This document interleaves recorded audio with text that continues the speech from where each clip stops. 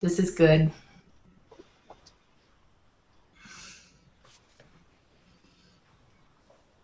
And Jeff's just come in. Good.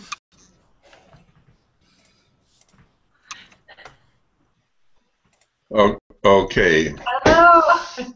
Heidi. Jim and I were over at someplace else. Jim and I were over talking. Oops. We're just starting. We've had gremlins, so I'm just starting the show. Thanks, Jeff. We've anybody who's been waiting, thank you for waiting. And the new changes at Google have really put a little spin in our top here. So I'm Cara Riley here with the Landscape Photography Show, and we have a wonderful guest today, David Marx, going to be sharing on Lightroom 5 beta. But before we wanted to start, we had a few people wanting to just send out some light and love to those in Oklahoma. We're all just with them in spirit, just sending love, and there have been many posts on how you can help with donations, but I'm going to move this right over to Margaret. Had a few words that she wanted to say before we got going, and then we'll get right to our show.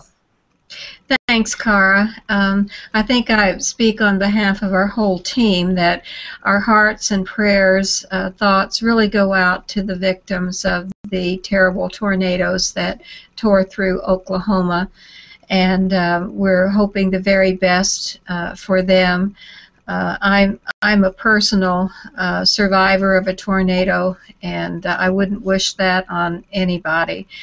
So they're just devastating, and I know the great sense of loss and struggle that those people are dealing with now, and certainly my prayers and our thoughts go out to them.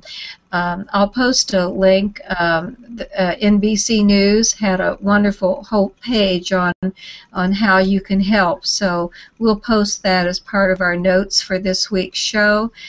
So any of you who are interested and want to reach out and help some of your fellow photographers that might be down there in Oklahoma City, we'll certainly make that available to you. So that's it, Cara. Back to you. Thank you. Thank you, Margaret. And I know that David had a few words to say. He's getting ready for a show or a class in Oklahoma. And so I know he wanted to say a few things too before we get started. My hearts and prayers and feelings go out to everyone there. I'm supposed to teach a class, a Lightroom class in Oklahoma City in about 2 weeks. I was in Wichita a week ago, and I just hope everyone, I just wish everyone the best. I feel real bad that by luck I'm here and not there, and wish everyone well. Thank you, David.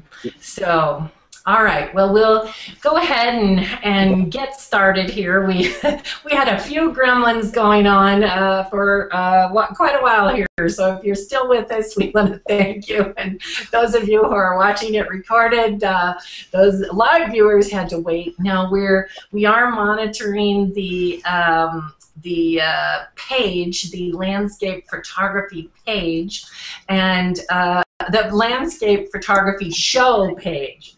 Landscape photography show page where you can ask questions during the live show. So that's the only place we'll be monitoring the comments, and the URL that was put out to begin with had to be changed because we had to go out and come back in, which is sometimes happens when you got new stuff, and we just had the new changes. And that's a good segue, isn't it, David? Just going right into beta testing of Lightroom. But first I'll introduce myself. I'm Cara Riley, a small business consultant and founder of the Photo Tour Global Directory, and just am excited to be on this team of curators in the landscape photography theme, and Margaret was the founder of the landscape photography theme. So she'll say a few words. Hi, Cara, it's good to be with you tonight. I'm Margaret Tompkins from Kansas City, Missouri, and the chief curator of the landscape photography theme, and I also do some curating over in the landscape photography community and a few other themes that are on Google+. I'm retired and an amateur photographer and just love to get out there and take landscape shots, and then great people like David Marx here comes along and tells me how I can process those to make them look truly outstanding. So looking forward to this show tonight. And we'll go to Tom now. Introduce yourself, Tom. Well, Tom, can you introduce yourself? I guess we got some audio issues here, so we're going to jump right to Jim. Jim can tell us what he does. Yeah, the gremlins are with us tonight. So I'm an amateur enthusiast, I suppose. I'm not retired yet, anyway, but I am based in Phoenix, Arizona. So I really love doing landscape photography, both color and black and white. And along with Margaret, I curate the landscape photography theme, and also am a moderator in the landscape photography community. Well, that's great. And then we have Jeff. Jeff, introduce yourself. Hi, I'm Jeff Beddoe. I'm talking to you from Minneapolis, Minnesota. And I've been a photographer since about 1963 or 4. And landscape is my form of choice. I'm pretty conversant with both newer digital technology, and also I have a operating darkroom and a 8x10 film camera that I still use. Wow. Well, that's great. Okay, so now back to me to introduce our guest. David has been with us, and he did, and we will include this in our notes, he did a show for us on 3D modeling using Google Earth, and he also did a show on black and white, thinking in black and white. And both of those shows, David, have modified my photography behavior. The day we did the show where we were doing the 3D modeling, or I guess the black and white, I had been on a photo walk up to the where they have the yuccas, and I was exhausted. So now I'm really excited to have you back. The one thing that I would really like to share about David is that he really walks the walk. He has been and is a professional photographer, had things published in National Geographic. All of us can be one of these, Ski Magazine, Outside Magazine, and just really a wonderful trainer and educator. And some educators are very hard to follow. David really sets the bar with easy to follow, has wonderful tutorials, and we'll have all those links on our notes. So it's my pleasure to introduce David Marx, who will be sharing beta testing for Lightroom 5. So, David. Well, thank you so much. Thanks everyone in the Hangout here, and everyone who's tuning in. I have to say I feel so blessed that I love photography, and I've been able to make a career in it. In no way the career I thought I would have. When I went to photography school, I was trained in a darkroom. We had film, and here I am sitting at a computer all day, running around with a digital camera. So it has been an awful lot of luck, but it's an awful lot of fun.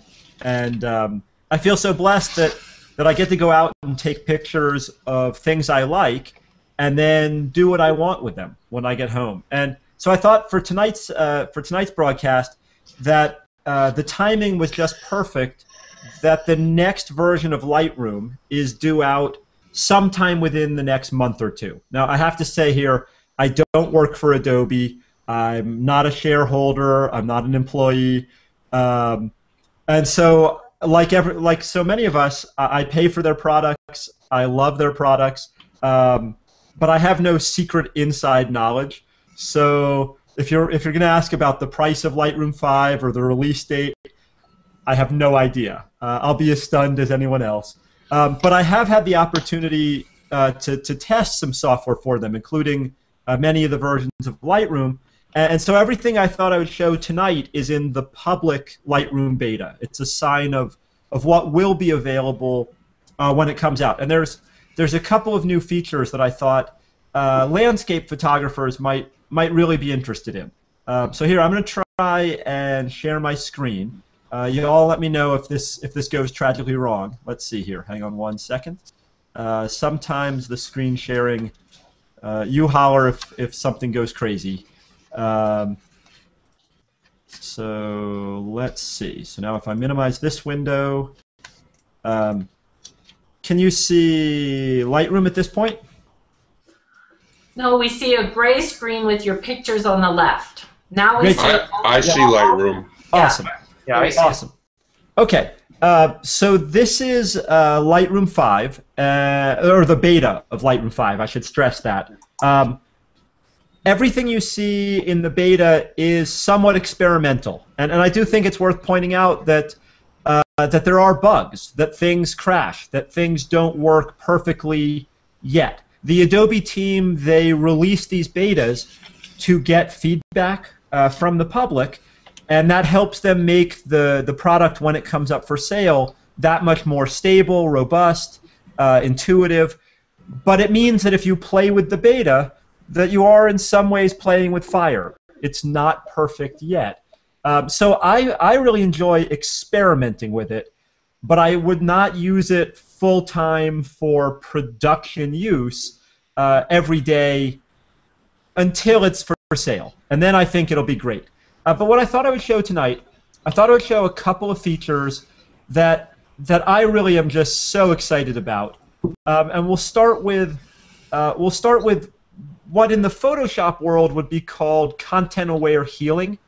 In the Lightroom world, we're going to call it a more robust spot or object removal brush. And Margaret, since you and I have talked about the Grand Canyon a couple of times, I thought I would pick some rafting photos for this one. Oh, awesome subject.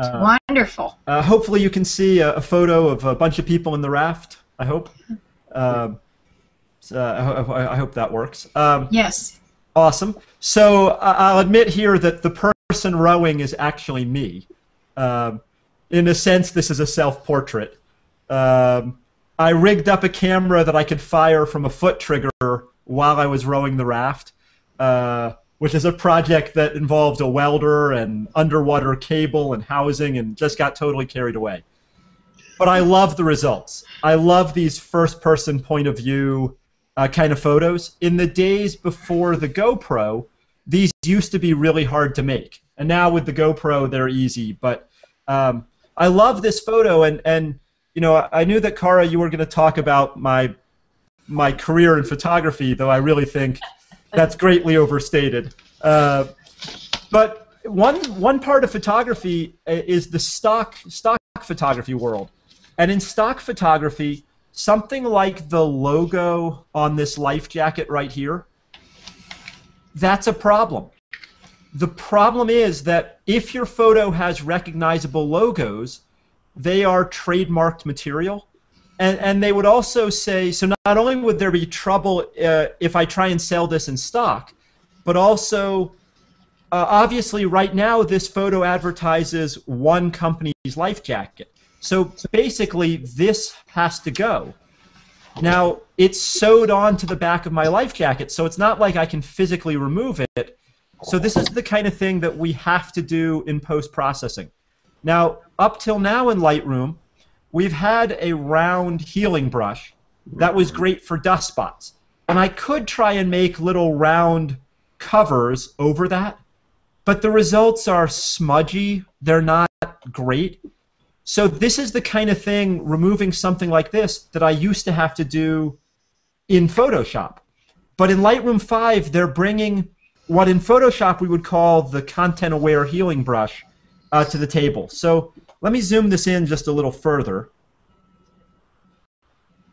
I'm going to take the new content-aware healing brush, and I'm just going to run it over that logo, and I'm going to let go, and logo? What logo? Wow. Can you see? Fast. Yeah, fast. And do you notice how there's even still a pattern to the life jacket? That it may be hard to see across the broadcast, but there is a texture created there that would otherwise disappear. Here, I'll show you.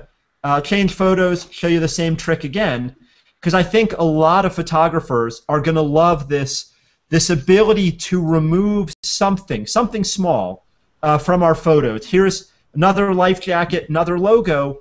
For a stock photographer, this used to mean a trip from Lightroom to Photoshop and back again. Here, let me zoom out so you can see the whole photo real quick.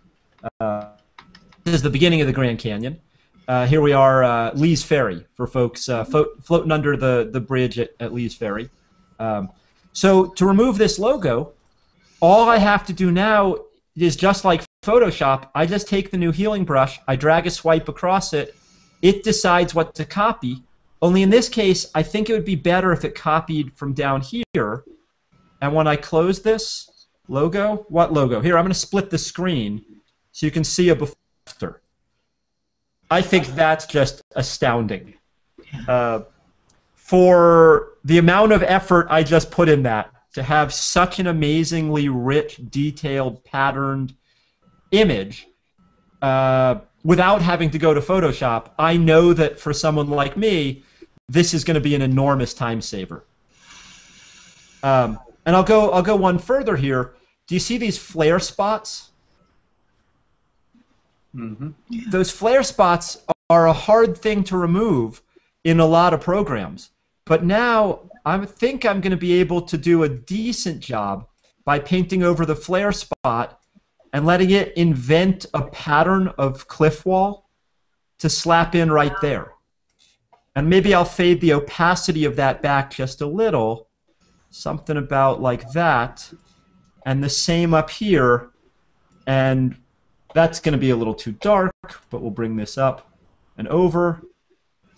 And what we're really doing is inventing information where no information would otherwise exist, so that when I'm done, let me hit close here, compare the before and after.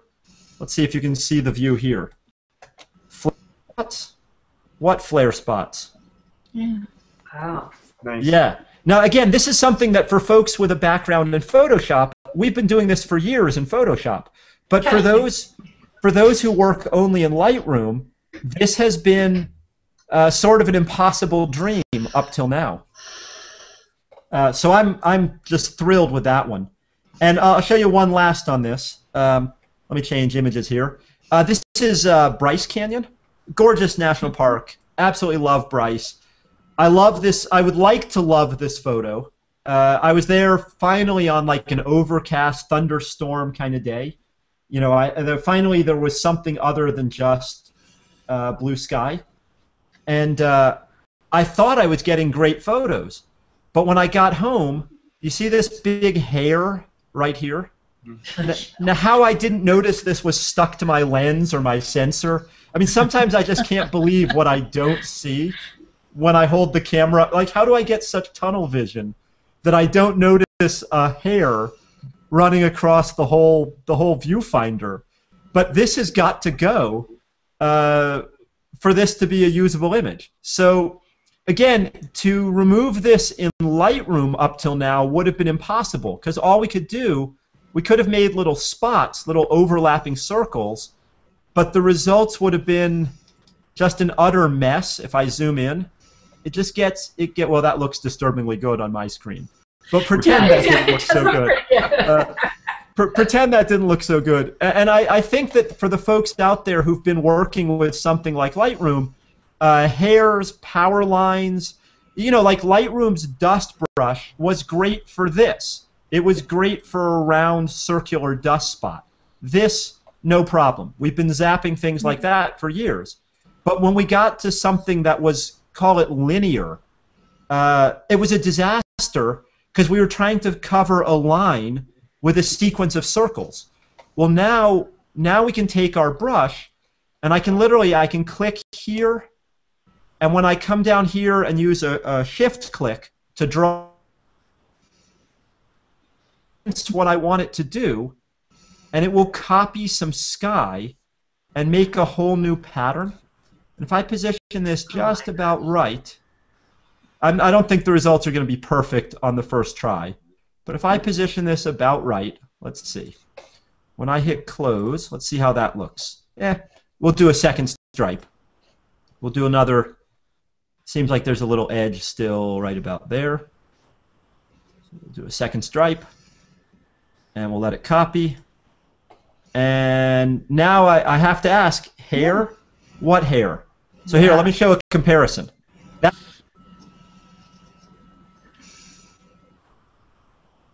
That's without. Now, it's not perfect. There's still some cleanup left to be done. But I love how there is a pattern to the sky that we're getting to something I would consider a usable image, where when it looked like this, that was pretty much a... does that make sense?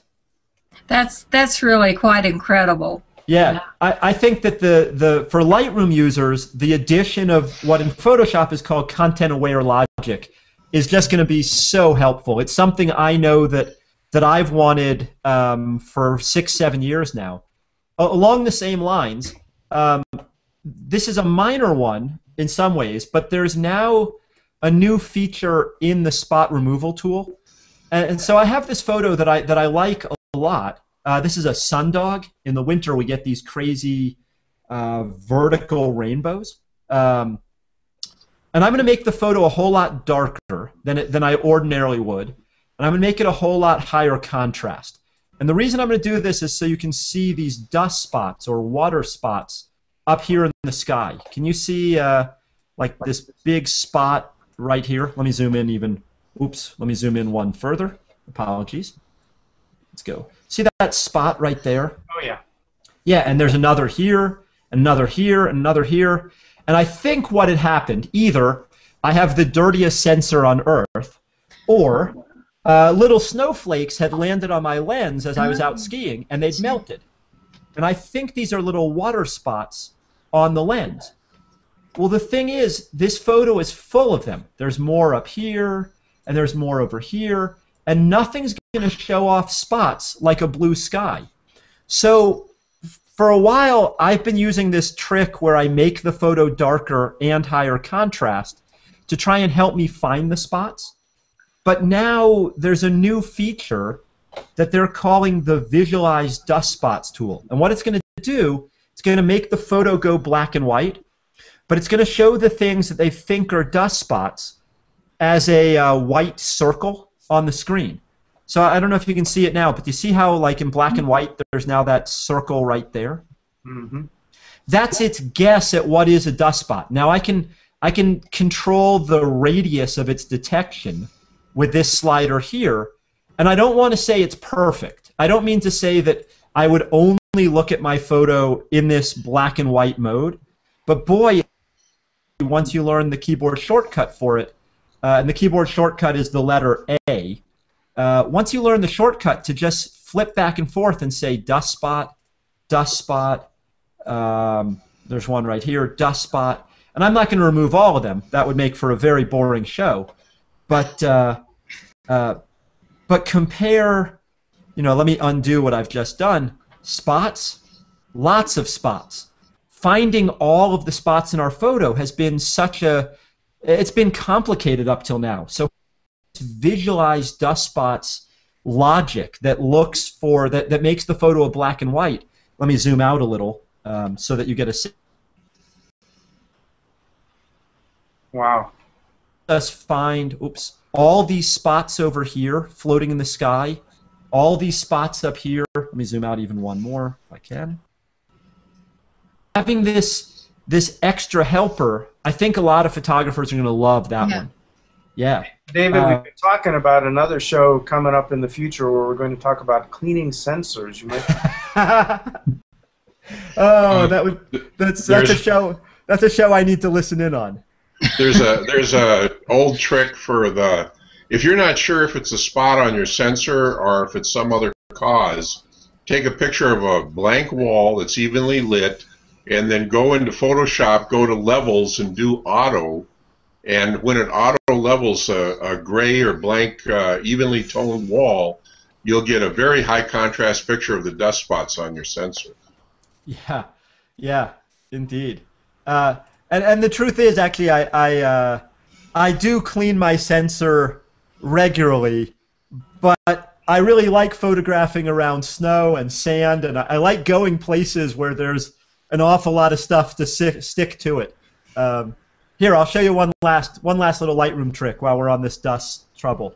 In this photo, there is something stuck to my lens that is so large that I shouldn't need any help to find it. This like lima bean.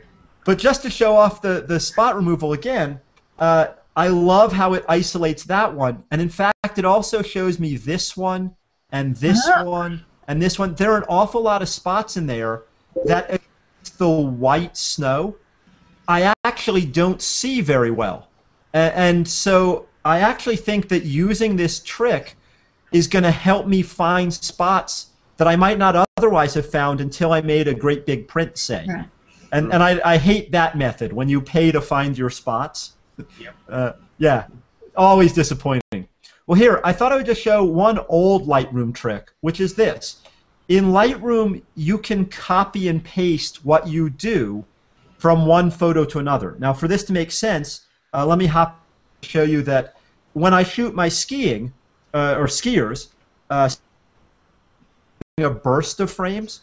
So this is one frame, and then this is another frame from like a 400th of a second later.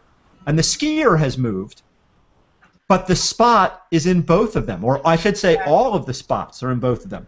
So this is an old trick, but in Lightroom, what I can go to that photo, I can zap the spot, oops, this guy here. So let me remove that. Oop, oh my goodness, that's too much. That's to do. Hang on one second there. I just want to, I'll zap this one too, just for the doing of the thing. Pretend I cleaned up this whole photo. If I clean up the whole photo, and if the skier doesn't move into that area I told it to copy, because what we're really doing in Lightroom is defining a relationship. We're saying copy from here, paste to there.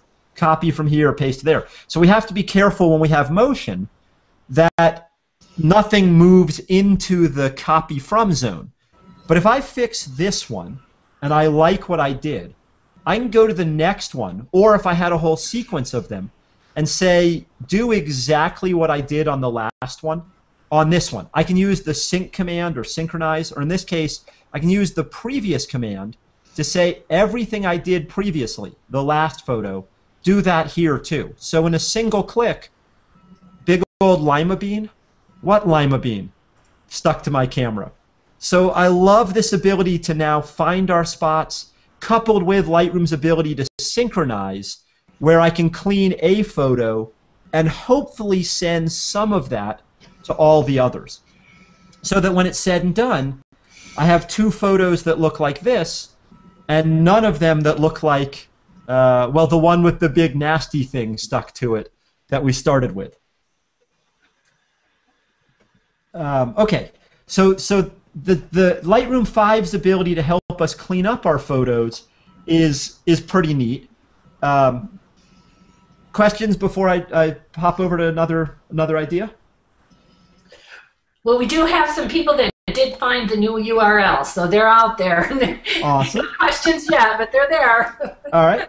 Well, here, let me show you a little other bit of magic then. So in the new Lightroom, in the Lightroom 5 beta, you might have an oceanscape like this one.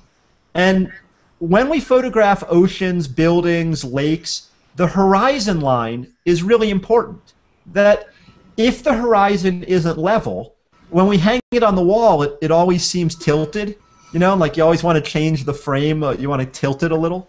That we expect the ocean to have a flat horizon, not to sort of flow off the page.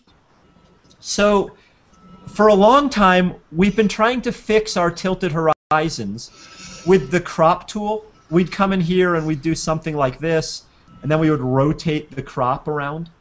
And that's still true, but a lot of times we were guesstimating at how much angle we needed. And there was even this measure tool where we could try and come in here and measure the tilt with the measure tool like this, and then that would snap the crop for us to make it nice and level. But in the new Lightroom, in Lightroom 5 Beta, there's a very interesting new feature down here in what they call lens correction. And what this one's going to do, this one will offer us the chance to have it level the photo, meaning I'm going to click only one button. I'm going to click this level button right here.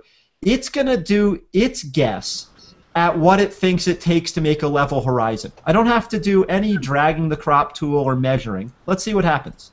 I hit level, and let me turn this on and off for you. Before, after. Did a good job. Yeah. When it works, it does an amazing job to me. Because for those who've tried this in Photoshop, in Lightroom, where we drag the crop tool ourselves, it's not that we can't solve this problem. I got to stress, we've been solving this for years, but it's awkward. And so if I can have a one button that fixes it for me, that goes from here to there, what I should have done, I should add with my tripod. Boy, I'm delighted. So I think for folks like me who wish that they had taken the time to level their tripod before they start shooting, that those who wish they had looked at the bubble level on their camera or on their, on the mount, having a one button make it level is pretty amazing. Now again, it does come at a price. I have to stress here that it makes it level, but it makes it level only because it's cropping something away. That it does not come, that it's not like it magically adjusted your photo and nothing was lost. The solution is still some cropping. But I love that it does the cropping for me. So having a one button level, I would have been very impressed with that if I didn't see this trick next. So here we have a cityscape. This is downtown Nashville, Tennessee, my hometown. And I'm going to bring out a new feature in Lightroom 5. Let me bring out a set of guidelines or grids. Let me bring out. Let me bring us out some guides here. And I've set these guides before I started talking. I set this guide point, I don't know if you can see it, right here, so there's a vertical line. Yep. All right, so when I think about buildings, I think the buildings usually should be vertical. So this building in particular, it's the largest, it's the most dominant, the AT&T towers. So it sort of disturbs me that in my photo that the building is falling over to the right. That doesn't quite seem the way I envision the world should look. So I'm going to turn on the profile correction, and then I'm going to hit this button, the one that says, well, let's just see what let's see what auto does for us here. I'll hit auto. Auto did okay. Whoa. I think auto did something just amazing there. Yeah. Auto, what they call auto upright. And here again, let me turn these on and off. And in fact, I think I'll move my grid line over. Well, yeah, I bet you can see the grid line well enough. Watch the before and after. Before, that's how I actually shot the photo. It's terribly tilted. After, that's a nice straight skyline. That's incredible. Yeah. I don't know which math genius at Adobe is responsible for this, but I would love to buy them a beer, a cup of coffee, lunch, because I can't tell you how many cityscapes, mountain ranges, all sorts of stuff I photograph where my photos look like this when I get home. They're always tilted. They're always falling over. And so when it works, to have this auto make my stuff stand up straight button, just phenomenal. Amazing to me. Amazing. And I have to add here, this doesn't work on every photo I've tried it on. That I don't want to overstate it. When it works beautifully. But it doesn't always work. There is still no substitute for a tilt-shift lens, for leveling the tripod, for the right camera angle. That I don't want to make it sound like software is a panacea for all lousy photos. But I like this photo, and I want straight buildings. And if I can fix it in a single button, boy, I'm happy. Well, here, can I show you one more of this? Let me slide over one, and let me turn off the grid line for now, because I don't think we need that. Maybe I'll turn on a proper grid, though. Let me turn on. This is also, by the way, this is a new trick in Lightroom 5 that we can put a grid or guidelines over our photos. Now, this one on the Nashville theme. This is the inside of the Union Station Hotel. Beautiful old hotel. Used to be a train station. Downtown Nashville. Has a lovely like Art Deco ornate lobby.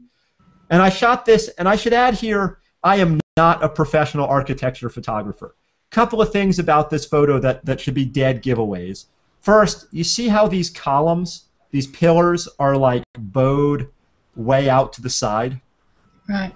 A real architecture photographer would use a tilt-shift lens, would use a camera with a bellows, would use their skills to create nice vertical lines at the time of capture. I failed to do that. This is, just me walking around with my camera. But these tilted lines, they kind of disturb me. That the bowing doesn't fit quite right. So watch this.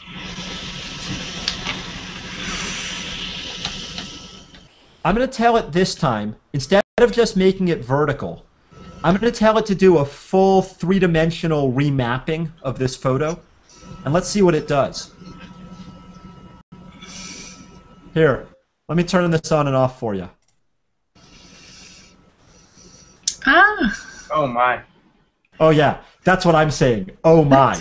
That's cool. That's awesome. Amazing. Yep. Amazing. This is how I actually shot it. Let me turn the grid off here, just in case it's blocking your view. When I actually shot it, these pillars are falling over. And when I tell it to remap the whole photo, the whole geometry of the photo, it does that in a single click of a single button. All I did is hit the full upright adjustment, and pow. Now it almost looks like I know what I'm doing, taking pictures of lobbies and building interiors. I'm just, again, the math, however it's figuring out what to bend and how to bow it is just astounding to me. Astounding. Let me pause here. Questions on these? Yes. David, do you think that the software under the covers is taken into account the focal length, so it knows what kind of geometric distortions that lens at that focal length would tend to have? This panel, I don't know if you can see this. I'll try and zoom it in. I'm not even going to try. In Lightroom's lens correction panel, there's an area called Profile, and the Profile does take into account the lens-specific distortion. So let me turn this on and off, and maybe you can see, you'll see a little bit of sort of barrel vignette distortion and a little bit of vignetting, I think.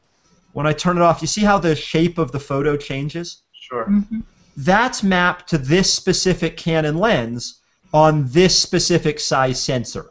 So this part of it I know is camera and lens specific. But the math formula that's going on in here, or the math formula is plural, I don't know what all these are doing. They're amazing to me. It just works. When it works beautifully. When it doesn't work, it doesn't work. But on a photo like this, I mean, to go from here to there in a single button, it's just astounding when it works. So, for me, these two features, a better healing brush and the ability to fix tilted or distorted images, For me, these alone make... I mean, I hate to say that better software will make me a better photographer. It won't. But it will make the appearance that I shoot better photos than I really do. David, I had a question. In the older Lightroom, you could either, for the lens correction, have the lens specific have it do it automatically, or you can do manual where you had a bunch of sliders. Yep. And you could correct some of this by adjusting the sliders. It wasn't certainly a one-button click, but you have to use your judgment. Is this above and beyond? Not only does it do it automatically, but it gives you greater control than the sliders used to give you? Well, I think I would call them this plus that, because I still have the manual sliders. I would think of this as remapping the geometry of the whole image, and then you might choose to take it further using what we would call the transform sliders. So, for example, I might decide to make this photo a little more vertical by using what would be the tilt, like on a tilt shift lens. This would be the tilt. I might decide for more fisheye distortion or less fisheye. There's more fisheye. So we still have the same controls in the manual tab, but they can be added on top of what's happening here in the upright controls. And I'll show you a place where we're adding one on top of the other using the manual controls is giving me better results than I had seen up till now. How about, let me take, I know this is a landscape show, but watch these. This is a portrait. Earlier in my career, I had the misfortune of shooting weddings. If you were one of the bride and grooms whose weddings I went to, I am so sorry. Because it turns out it takes a special personality to shoot weddings, and I'm not that guy. But here, these are some good friends. We're still friends even after their wedding. We had, they were a really nice couple, good folks. So watch this. I'm going to turn on these controls, and I'm going to tell it to just do its autocorrect thing. Not much happens here. The difference from before and after, you can see that before it was a little tilted. Watch that roof line. After, a little less tilted. But not a big difference. But in the manual panel now, they've added a new slider called Aspect. And this, I think, is going to be... Well, Julianne Cost, who she teaches for Adobe, I think she's wonderful. She says that anything can be used for good or for evil. And I think that this Aspect is really going to be that way. That what I would like to do here is make my friends appear a little taller and a little more angular. Now, if I overdo it, they become bubble heads, right? Like, that looks a little ridiculous, particularly the groom. But a little bit taller and a little more vertical. Oop, a little more vertical. And I think, here, compare before, after. But of course, you can take the aspect slider the other way, and this is where we go for evil. You could make them appear a little wider. And again, I don't think that a lot of portrait photographers, like here, were stretching them in evil ways. No, you don't want to add 20 pounds to the bride. That wouldn't be good. But a little bit taller, and I think, well, let me see if it'll show a side-by-side comparison. Nah, I think single view is probably easier. Before, after. See how they seem to be standing up a little straight? And their geometric position is a little more, it's a little more vertical and a little. What do you think? I think this is amazing. Some of you there. Sorry, what's that? We missed some of your words there. You were asking a question, and we were. I was going to say, I think this is just amazing that I can take a portrait that's diagonal and make them vertical, and make them a little more angular. And I've probably overdone it for demo purposes. I think the groom looks a little distorted, but amazing to me. Want to see another feature? So you have a couple comments here. You have Ann Abernathy saying, "Oh my, David Marks," so she likes that, and Sheila Du Bois saying, "Fantastic shot and tips." So we have good remarks going on here, David. Well, thank you, Ann Abernathy. She's a good friend and a fantastic photographer. And Crystal Craft is loving your tips, so you got a little crew here. Even though we had gremlins, we got people here. Well, thanks everyone so much for sticking with us and for the positive feedback. Well, here, let me just show off one more feature that. Let me show off an old feature and a new feature one by one. So this is a shot that I've been using in my classes for many years. This is just outside of Las Vegas. This is a Valley of Fire. And I was out there one morning. I was camping out, and I found this really cool rock spiral. And I knew that I wanted to photograph it at sunrise, technically at civil twilight, just before sunrise. And I'm happy with my exposure. I'm happy with my composition, but I'm not thrilled because I wish that the sky were darker and the rock spiral were lighter. And so in some ways the tonal range on this photo is backwards, that the human eye is always drawn to brighter, warmer, more saturated. And so here, because the sky is brighter, I know that I can tell you that this is meant to be the foreground, and you can see it, but you can't stop your eye from being pulled up there to the top. And so what I need to do is sort of flip the brightness around. This needs to be darker, and this needs to be brighter. So what I can do here, let me just darken the whole sky a little bit. First, I'll bring a little more detail back into the sky overall. Brighten up the shadows just a little. But then, up till now, we've used the graduated filter in Lightroom, and the graduated filter works like a traditional Gale & Rowell Stingray acrylic filter where you set a transition zone between on and off for this type of change. So I'm going to set it to make things darker, and I'll say, well, from about here to there, that's meant to be my transition. Oh, I got to make this a whole bunch darker because you can't see anything happening. Let me set it this way. And we'll add some saturation, and we'll add some contrast, and let me back that off just a little bit. Something like that. Let's see. Something like this. So let me turn this on and off. Before, there's the original sky. After, there's the sky as if I had a graduated filter. Actually, I should say a warm, saturated graduated filter, or a blue saturated graduated filter over the photo. So here, for before and after, can you see how the sky is now closer to the way the human eye would see the sky at sunrise? The sky on the right compared to the sky on the left. That the trouble with the way our camera sees the world, I mean, I have to give myself a little credit. I didn't blow out the sky in the original capture. I held detail, but the camera sees that sky much brighter than the human eye sees the sky. So I have to darken the sky down to make it fit that sunrise mood.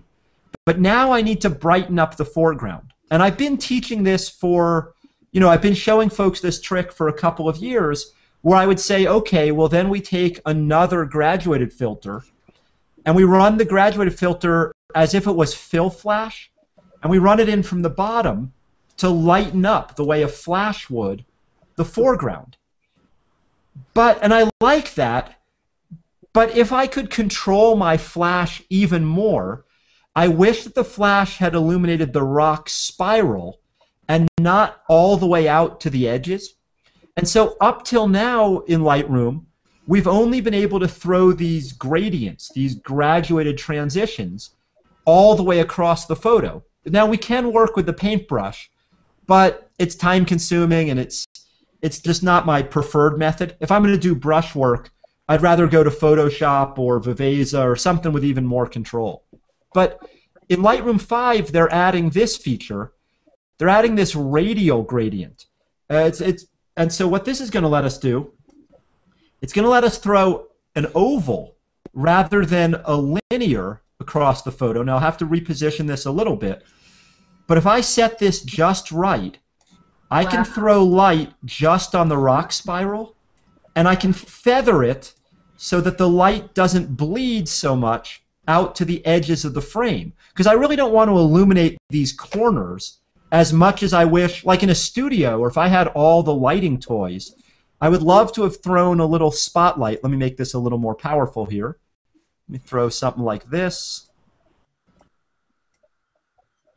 I would love to have just hit that spiral with just a little bit more light, something like that. Maybe it's a little overdone. But compare without the spot, without the circle, with the circle. Big difference. Big difference. And here, let me show the before and after. Wow. On the left, I saw. Amazing. On the right is what I wish I had actually photographed. I wish I'd had a graduated filter. I'm going to go to single view. I wish I'd had a graduated filter to darken the sky. I wish I'd had a snooted spotlight, like a studio photographer would use, to cast a little fill light right into the center of the circle. And so this is a photo that I've had and I've been happy with for many years. But as soon as I saw this circular graduated tool, this radial filter, I realized, hey, I can do this photo better now than I ever could have before in Lightroom. And I think that a lot of photographers are going to find that throwing a small circle rather than a full, from corner to corner, edge to edge, graduated transition is going to help when we have round objects. Like the sky is no problem, but this never really fit. It just the geometry didn't fit very well. I'll show you one last use of this. One last use. In black and white photography, since y'all were so kind as to have me in to talk about black and white another day, in black and white, we often talk about vignetting the corners, burning the corners, making them darker. Yep. And Lightroom has had a vignetting tool, or a couple of vignetting tools, for a long time. That in Lightroom I can do this, or have been able to do this for quite a while, you know, to throw a vignette like that. And now I'm totally overdoing it here, but this sort of vignette, it's not exactly what I want on this photo. That I don't want it, that just the shape of the factory vignette doesn't quite thrill me. So what I've learned to do, or learning to do, I should say, because this is all still so new, is to take these radials and to throw a radial filter and use it for my vignetting, so that I'll have a little bit more, I guess you'd call it control here. So what I'm going to do is I'm going to throw this radial filter out there. Let's see if I can do this right. I still have to look up the keyboard shortcuts for this one. So what I need to do is hold the Command or Control key. Do it right. Hang on, let me try it again. The keyboard shortcuts are all still new. Nope, one more try, and then I'll do it the old-fashioned way. Sorry, it was the Alt key. What I can do is set this radial filter so that it goes all the way out. But at first what it's doing is it's making the inside of the photo darker. What I want it to do is the opposite. So I'm going to invert this so that it darkens the outside of the photo. And now I get actual controls like I would have with the graduated filter to lower the highlights, to increase the contrast. And so what I'll do is something like this. And what I'm going to get, I hope, is a better vignette. Let me close this. This may be real subtle, but before... Do you see? Yeah. Definitely. But do you see how it's really bringing in more detail? Like, watch these snowflakes falling up here. Before. So it's not just that I want the corners to be darker, but I also want to draw out a little more of the detail that's in there. Within those tones. It really helps direct the eye, I think. Yeah. Yeah, like in traditional darkroom black and white photography, we would vignette the corners because there's this visual phenomenon where the human eye does not like to leave through a dark corner. It's attracted to the bright more than the dark. So when your corners are darker, the human eye is compelled, is held, it's forced into the center of the photo. And so in this case, I'm forcing your vision in here, and I'm making it harder for you to escape out one of the sides. And to get really carried away, and I probably shouldn't bother doing this, but I can even make 2 of these. You can have more than one. So I'm going to make a second one here. And let's just see if I can do this. Oh, darn it. The keyboard shortcuts still baffle me sometimes. One more try, and then I'll just make a second one all on its own.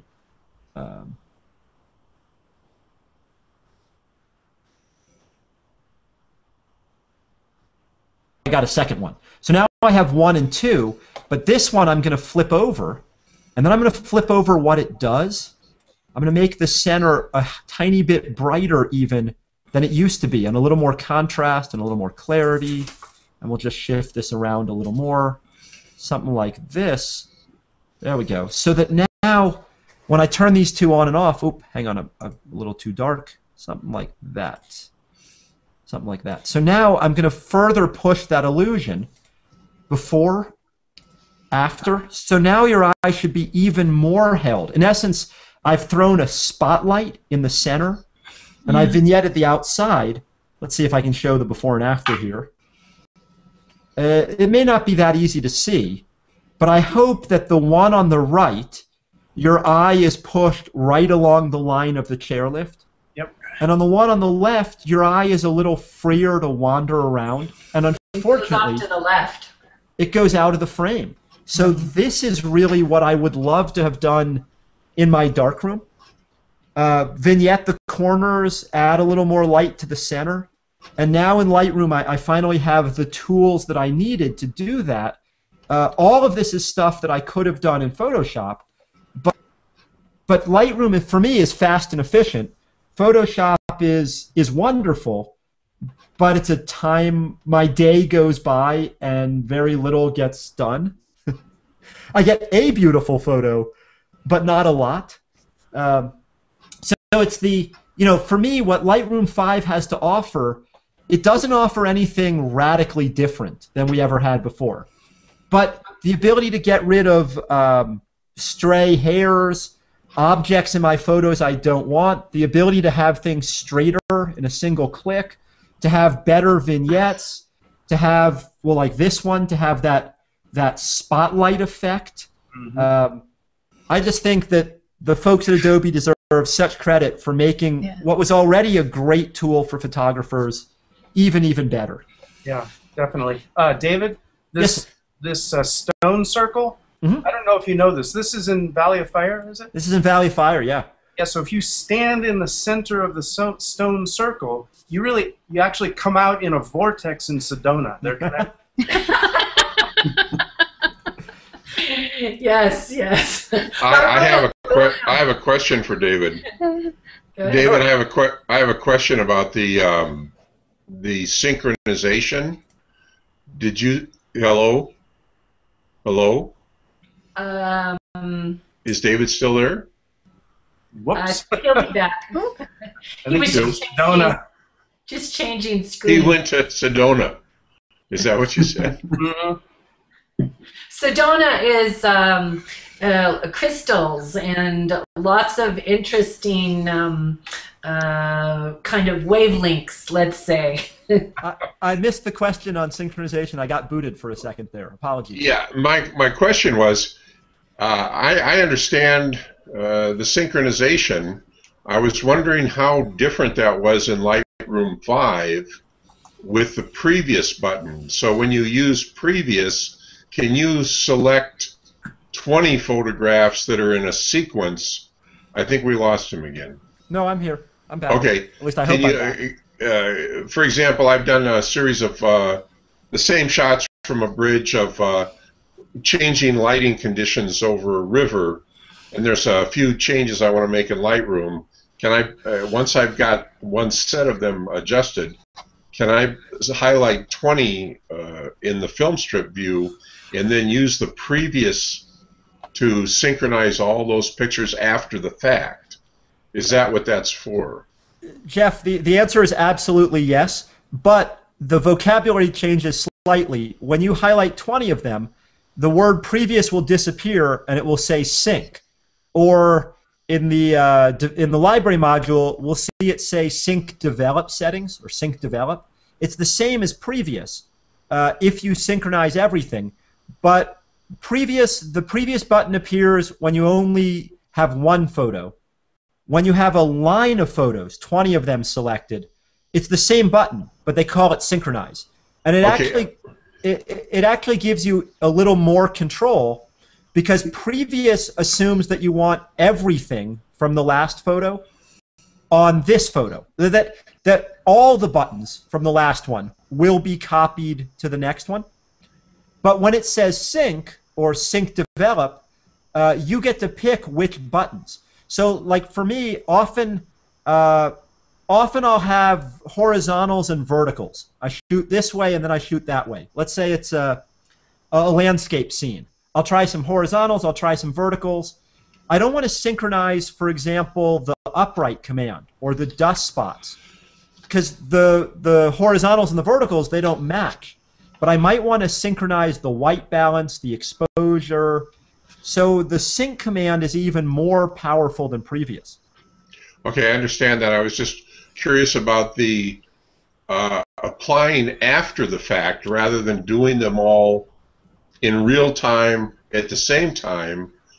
If you'd done one photograph to your satisfaction and then you wanted to select another 20 and then just apply what you'd just done afterwards. That was what I was interpreting the previous to me. Yeah. But I think I got straightened out there. I think that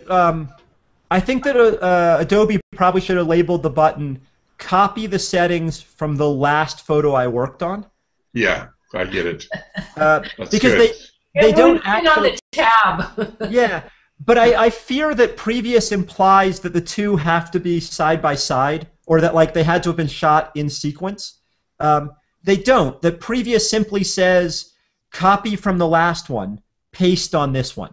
And even if they were dozens of frames apart, it's a copy and paste. Can you save those settings? You could make a preset with those settings. Absolutely. Okay. You can make a develop preset, especially if you shoot something where, like say the vignette, like the burning the corners. If you want to use that on a whole bunch of other photos, even photos from, like if you were a wedding photographer, you want to use that on another wedding, a completely different event, building a preset might be a great time saver. Great. Thanks a lot. That's all. Oh, don't thank me. Thank the brilliant folks who make this this product so wonderfully painless. I'm always happy to thank the person who can make sense of a specific thing to me. Yeah. That's what makes it helpful. I feel like I deserve no credit here. All I do is push buttons. Somebody brilliant invents them.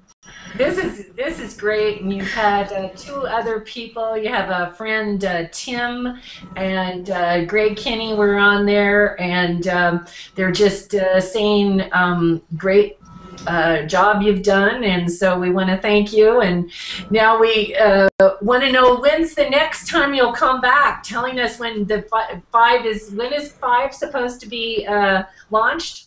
Well, I don't have any inside information, but my guess would be in the next couple of months. Okay. All right. So now, for those of us who just bought 4, how does that upgrade work? Well, actually, this is a very good question, Cara, because there's a lot of confusion about the Adobe's Creative Cloud announcement. Yes, yes. So this is good that you clarify this. So Lightroom is sort of an anomaly that the Adobe Creative Cloud family of products, which are Photoshop, InDesign, Dreamweaver, Premiere, that they include Lightroom in the full fair Creative Cloud subscription price. So if you pay for the whole meal deal, they give it to you for free. But they figure there are a lot of folks like me who don't need all those other programs. I don't know anything about web design. Why do I need Dreamweaver? So they sell Lightroom as a standalone, and they will continue to sell it as a standalone. So if history is a guide, the upgrade has been about $79 to $100 over the past couple of years. And I suspect that in a month or two, when they're ready, that you and I would be able to go from 4 to 5 for somewhere in that $80 to $100 price range, and that the whole Creative Cloud thing makes no difference for someone who's only using Lightroom. Now, if you use Lightroom and Photoshop and Dreamweaver, etc., then you might not want to purchase the upgrade as a standalone. But for most of us who just work, like I basically just work with Lightroom, it's not going to be a big deal. Well, I think the new tools, and Gray Kinney just commented on that, and your other friend was Tim Cooper, but that to be able to remove objects, that is an integration of the Photoshop into the Lightroom that was before not possible. Right. And for Tim Cooper, who's I should add, is a Photoshop author and one of my peers, one of the folks I follow around. Tim, I would say not only is it integration of Photoshop, but because Lightroom is non-destructive, in some ways it's more forgiving than the way we would have had to do the same work within Photoshop using a duplicate layer and adding complexity to our file. That here, like, you can try the content-aware tool, and if you don't like it, you haven't hurt the original in any way. So it really is an amazing bit of technology. Well, that's great. And so Gray Kinney just asked the cost, and you affirmed it would be about $80, $90, and that's only a guess. It's a guess. Out of the sky. You took one of those cloud shots. You have no idea. But in in the past, that's what the upgrade's been. Is that correct? Yeah, I can only guess. I can only guess at when and how much, but I do know that it will be sold as a standalone product. So I've been reading on the internet a lot of confusion, a lot of photographers worried about, what will happen with Photoshop. For us, just Lightroom users, that's not a worry. And we have Allison Campbell who's asked a question. So this is good that I can multitask here once the gremlins were gone and get their questions.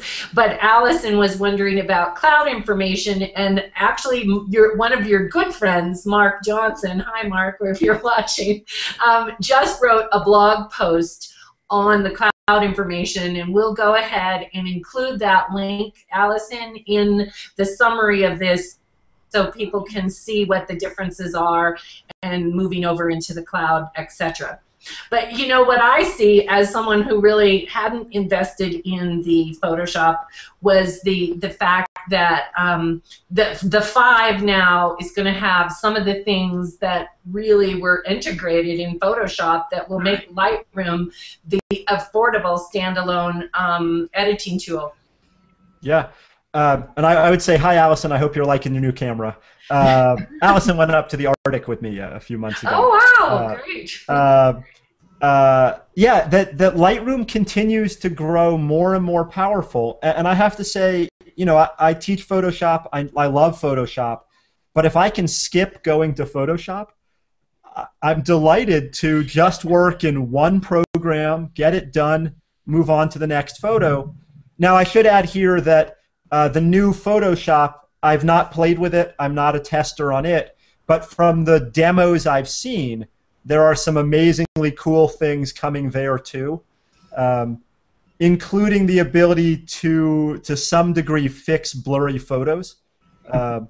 So we'll have to find a Photoshop expert to come on next for y'all and talk about what, as one program evolves, what's the sales pitch for the next program?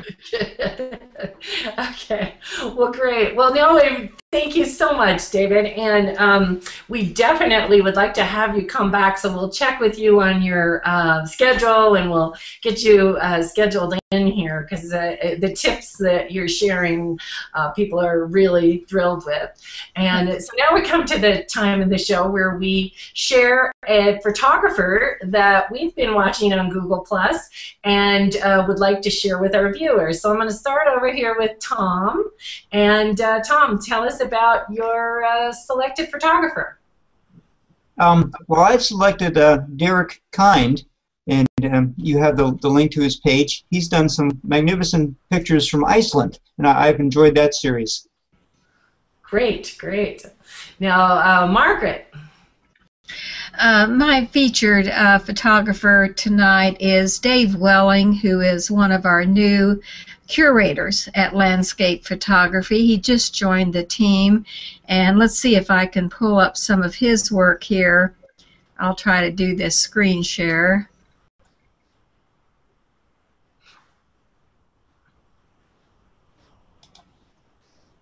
This is always fun for those of you who are listening.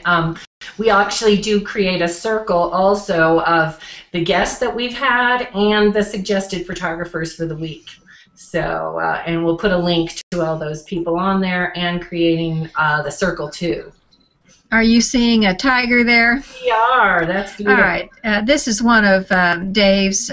He does a lot of landscape photography, and here's one. I believe this is overlooking Bryce Canyon, a juniper there, and I just love the perspective that he gets on photographs. This one is almost a little too close for me. You know, you say for animals it's always in the eyes, and I see he's got the catch light in the eye, but folks, this is a rattlesnake, and I just don't know if I'm willing to get that close to the critter. And look how he's poised to, you know, like reach out and strike a camera.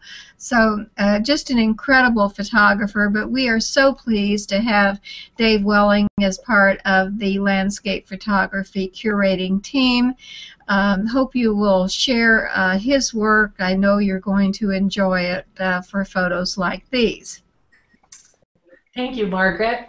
And I went ahead and had mine all set up. This is Cara and Andreas Levi, and many of you know him. He does amazing shots from Germany. It's Harz, Germany, and we did a little practice hangout because he was practicing with his English, and but his photography, the angles that he shoots from are just incredible. So Andreas Levi would be my suggestion, and we'll go now to Jim. So my suggestion is Michael Austin Kane. He's a pro photographer in the Washington, D.C. area.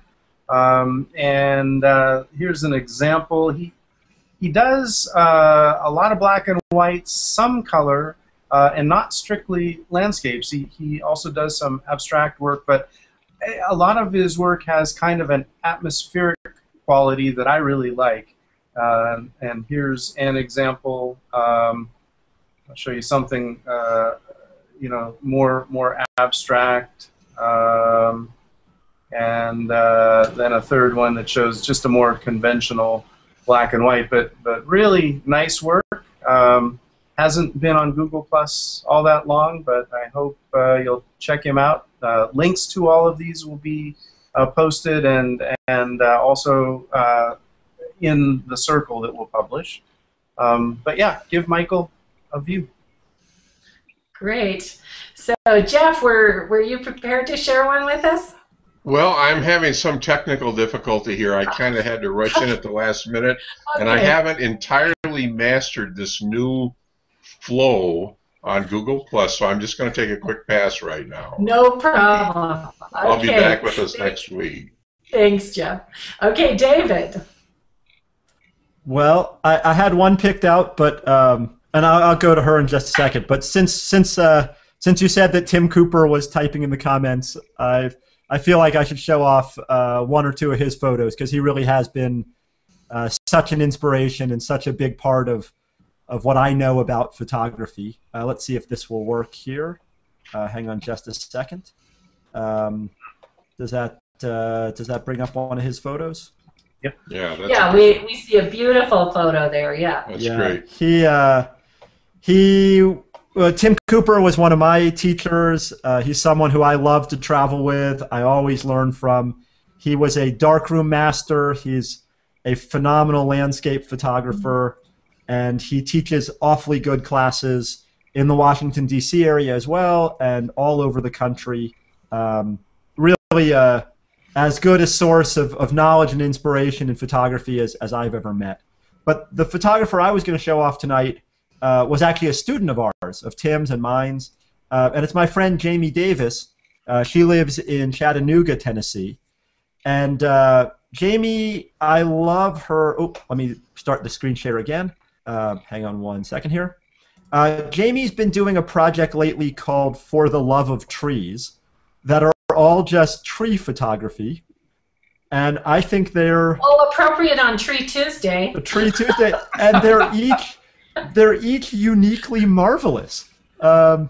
She's really talented and just has a wonderful way of running with themes. She does a lot for the various photo themes. So my pick, Jamie Davis. If you haven't seen her work, one to watch. That's great. And then you come back in, David, and put the link for Tim Cooper, since we'll just say that Jeff deferred to you. So, so we have our, there we go. So you got 2 for 1 there. So wonderful, wonderful. Thanks for sharing Jamie's trees. Oh, they're marvelous. Yes. So now here's our next shows that are coming up. On Tuesday, June 4th, we'll have Dan Hughes back again, and he will be talking about the HDR Effects Pro 2 plugin. So as we keep adding and adding to our arsenal of tools to create the perfect photo, that will be great. And then far out in the future, August 27th, we have Mark Johnson coming back again talking about Photoshop. So and we'll get you scheduled in, David, and thank you so much for coming. And a note to everyone, and we will include this in our summary, that June 29th, it's a Saturday, is the Google Plus second anniversary photo walk. And so any of you who are watching can sign up to host one in your area, or you can attend one in your area. So it's just amazing. All over the world we have events flowing in, and we want to encourage you all to participate. We will be having some special gifts that will be announced later, so just everyone sign up, and you have a great week. And thank you again, David, for spending your time. Appreciate all of our watchers for going through our Gremlin.